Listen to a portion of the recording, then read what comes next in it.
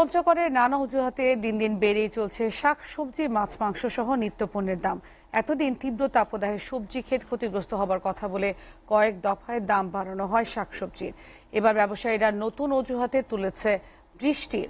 আর এই অজুহাতে সব ধরনের সবজির দাম কেজি প্রতি বেড়েছে 10 থেকে 15 টাকা। মাছের কেজিতে দাম বেড়েছে 50 থেকে 80 টাকা পর্যন্ত।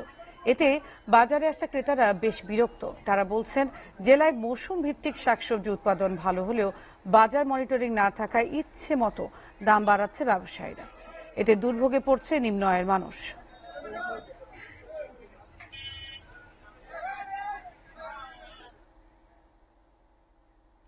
এবারে সাপ্তাহিক বাজারে দরের খবর জানাতে পঞ্চগড় থেকে সরাসরি যোগ দিচ্ছেন আমাদের সহকর্মী কামরুজ্জামান টুটুল। টুটুল, নিত্যপণ্যের সরবরাহ এবং বাজারের পরিস্থিতি কেমন দেখছেন? আজ শুক্রবার সকাল থেকে কি অবস্থা চলছে সেখানে জানান।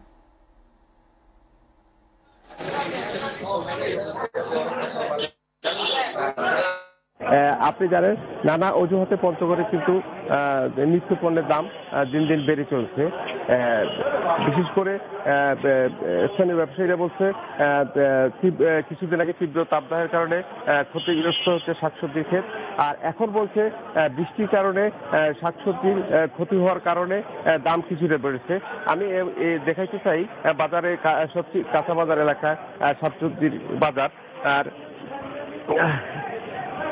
আমি কথা বলেছি স্থানীয় ব্যবসায়ী ও আড়তদারদের সাথে। তারা আমাকে যেমনটি বলছেন, বৃষ্টির কারণে সবজি ক্ষেত ক্ষতিগ্রস্ত হওয়ার কারণে দাম কিছুটা বেড়েছে।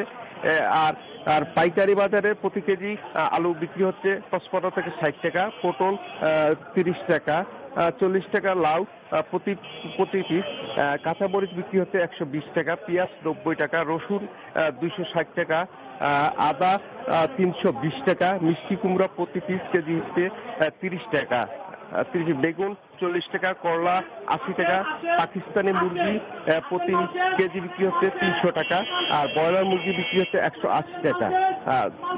সবচেয়ে বেশি দাম মাছের বাজারে। মাছ, ছোট মাছ 280 থেকে 300 টাকা দরে বিক্রি হচ্ছে কেজি। গরু ও খাসি মাংস আগের দামে থাকলে, অর্থাৎ গরু মাংস 700 টাকা, খাসি মাংস 900 টাকা।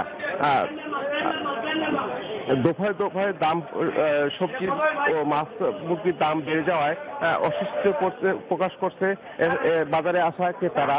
আর বিশেষ করে যারা নিম্ন আয়ের মানুষ, তারা কিন্তু খুব বিপাকে পড়ছে। তারা বলছে যে বাজারে যে পরিমাণ শাকসবজি বা মাছ উঠেছে, তাতে কিন্তু সম্ভব হয়।